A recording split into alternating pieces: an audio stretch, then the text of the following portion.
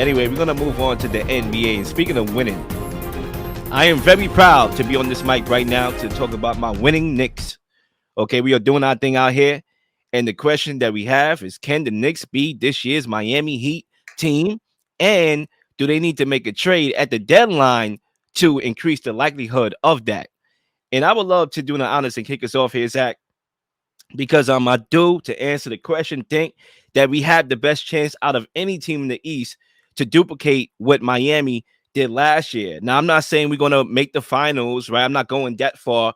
But if you talk about a dangerous team that could upset a team in the process of making a playoff run or a finals run and get to an Eastern Conference Finals, to me, that looks like the Knicks right now. Because when you look around the league, if you want to play exterior before we get interior, I mean, the Bucks play no defense whatsoever.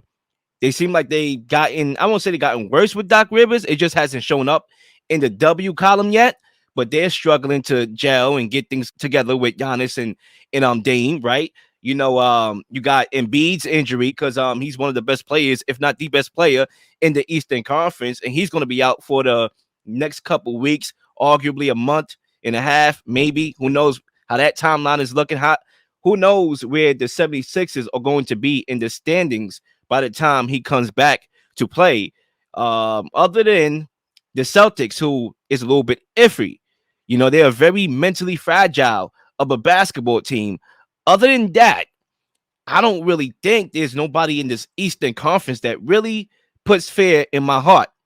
And I think the Knicks could capitalize off it. I think the Knicks are more equipped to beat a Miami team this year than last year.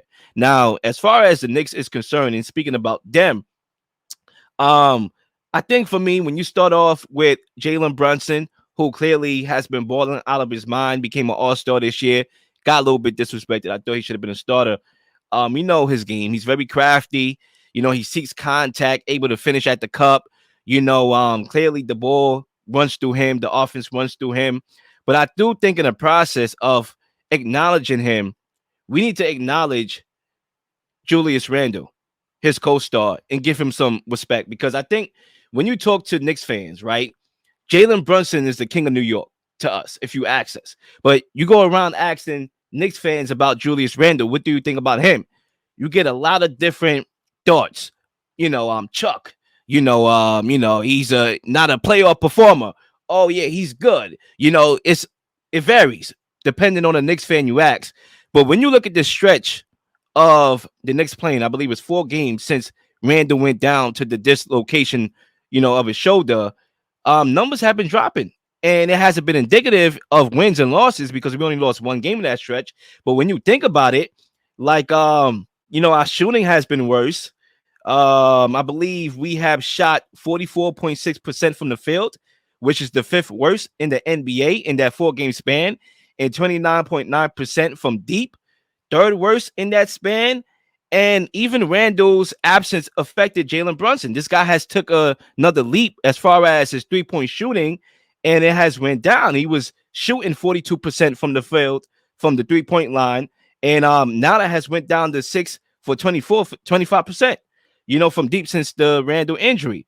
And we saw that the Lakers were able to blitz Jalen Brunson to force him to give up the rock, and guys didn't really make their shots. We went 7 minutes, I believe, without scoring in that 4th quarter. And Josh Hart, yes, he had Hart, but he didn't have his shot, and he was missing his shot.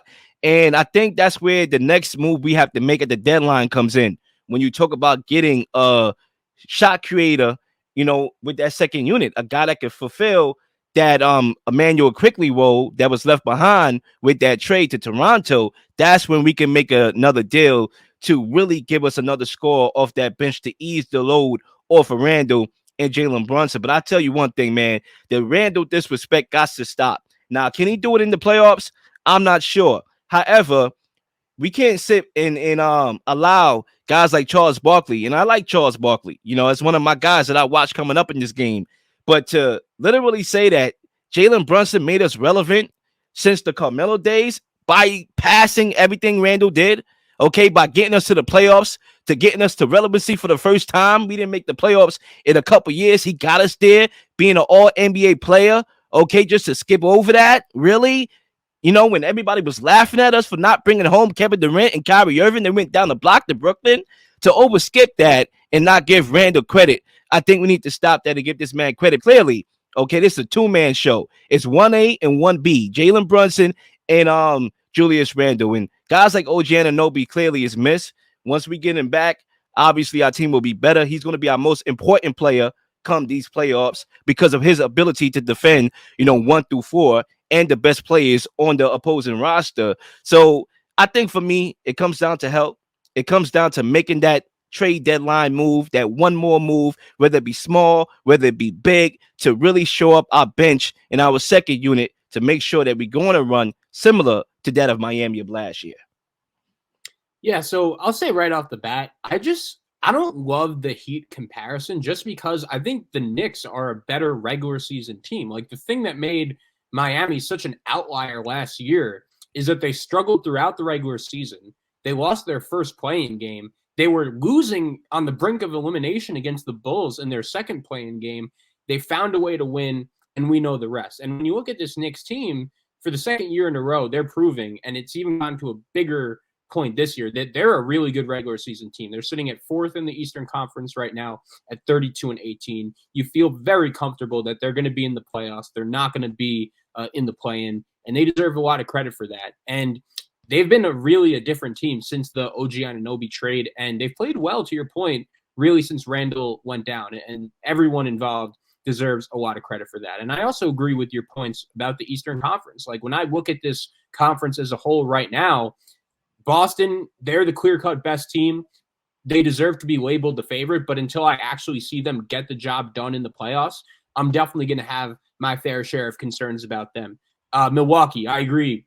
Doc Rivers, this team can't defend. I don't think he's fixing those issues necessarily. Philadelphia, super unfortunate what happened to Embiid. I don't think whether he's back or not, I just don't think you could really count on him to stay healthy throughout the full stretch of the postseason, the 82-game regular season as well. I think Philadelphia, I'm going to have a tough time seeing them make a deep run.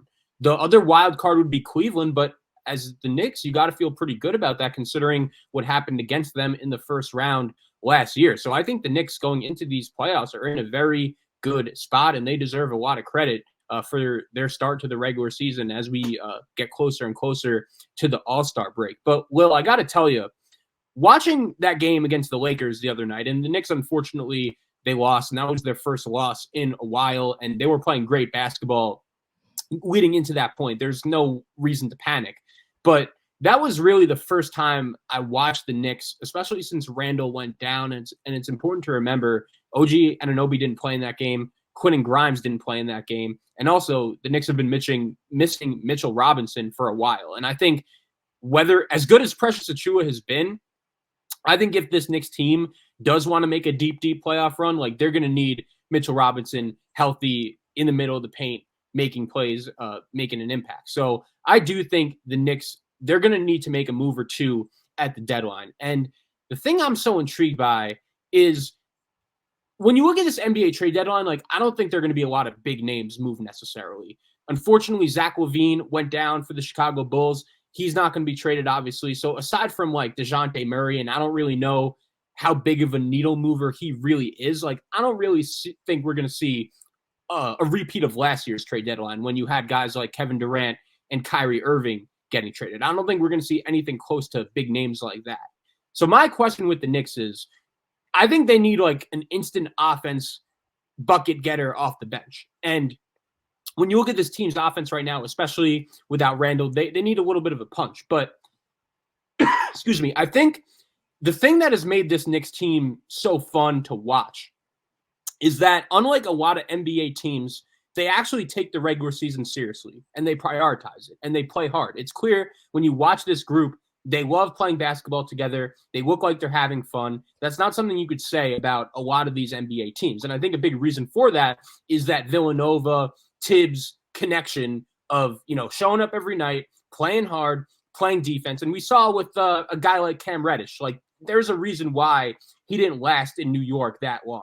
Even Emmanuel Quickly, as good of a player as he was, he just didn't necessarily fit that mold. And I think that's a big reason why the Knicks ultimately decided not to pay him and to move on. So what I'm wondering is, for example, A guy like Jordan Clarkson from the Jazz, I think he would be perfect.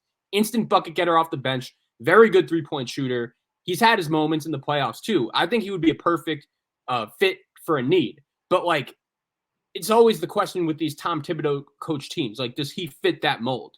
And that's, I think, where I'm interested in. Like, what is, and one more point I want to make too about Leon Rose. I think he deserves a lot of credit for the moves he's made over the course of the last couple of years as a GM. In literally 3 of the last 4 years, he's made deals in season that have made a very positive impact on this team. Whether it was Derrick Rose 4 years ago, inserting him into the starting lineup to help get this team to the playoffs. We remember last year bringing in Josh Hart. This year bringing in OG Anunoby. So as crazy as this sounds, I'm actually at a point where I trust this Knicks front office. Like, whatever they do, whatever move they make, I'm going to believe in them and say, and Dante DiVincenzo was an offseason signing that has worked out very well as well. So I think whatever this Knicks front office does, I'm going to trust them, and I'll see how it works out. When you talk about that mold, that Tom Thibodeau prototype, I just want to address that before I talk about any potential deal that we can make, because we have to address like, what is his mold? What does he want? Clearly, we know if we watch the game what he likes. He wants those gritty guys, those defenders. He prioritizes defense, and I think that's what differs from that 2012, 2013 Knicks team. The last time we had a really, I would say, a team that we thought could have made a deep playoff run, which was when Carmelo was on that team. And it's 2 different teams. Like, Carmelo was, I believe he won the scoring title that year. I believe we led the league in 3-point shooting, and we were 15 in defensive rating. So we wasn't really a great defensive team.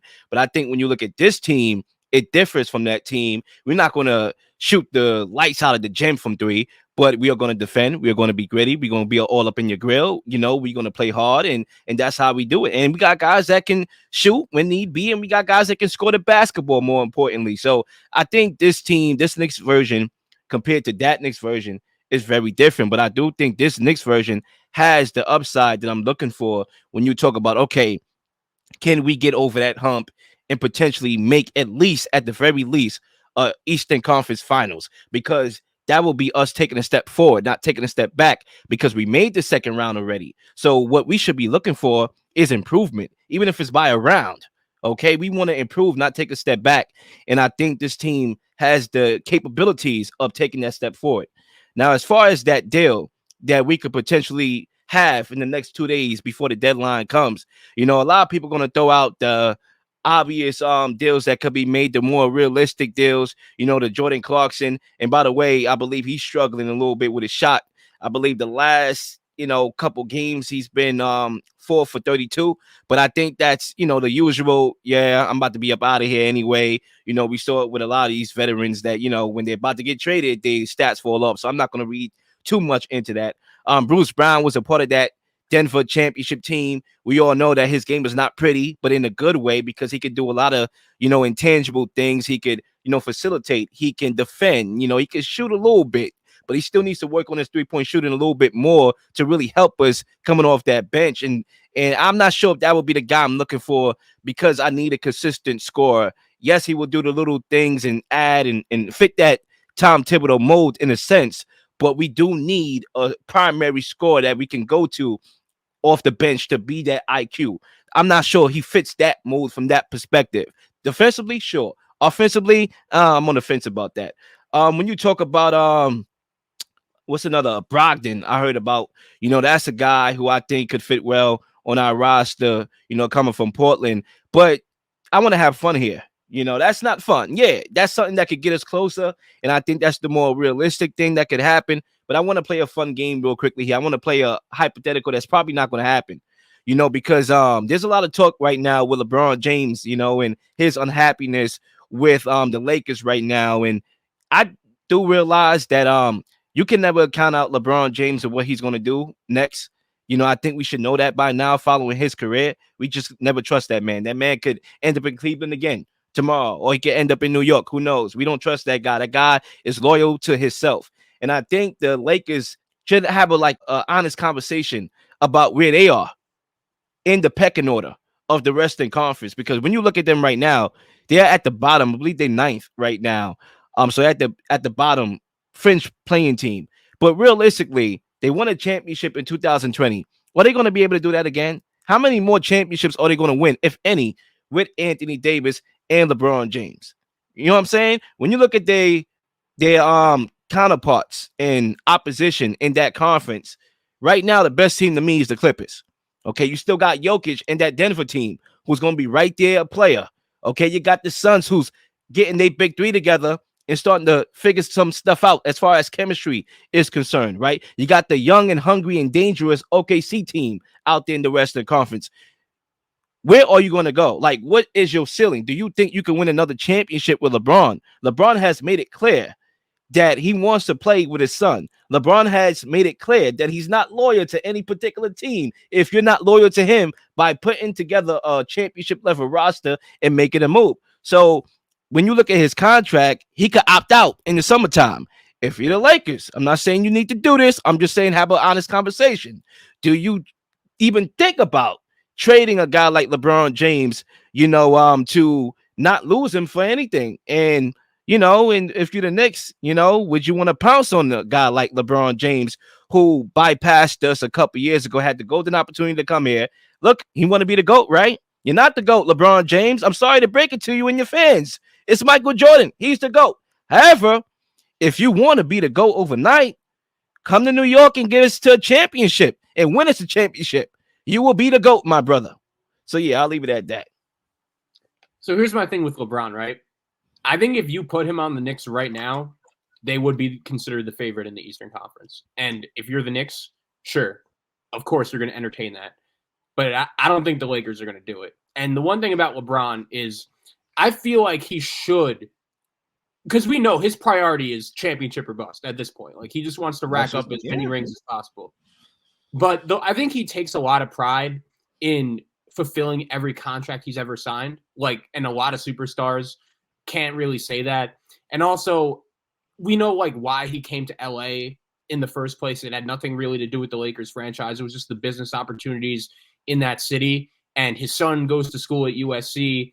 I just can't see him as a guy that gets traded mid-season. But I do agree with your point. The Lakers should realize, okay, LeBron and Anthony Davis, they've been healthy the whole season, and this team is barely above. They're flirting with 500.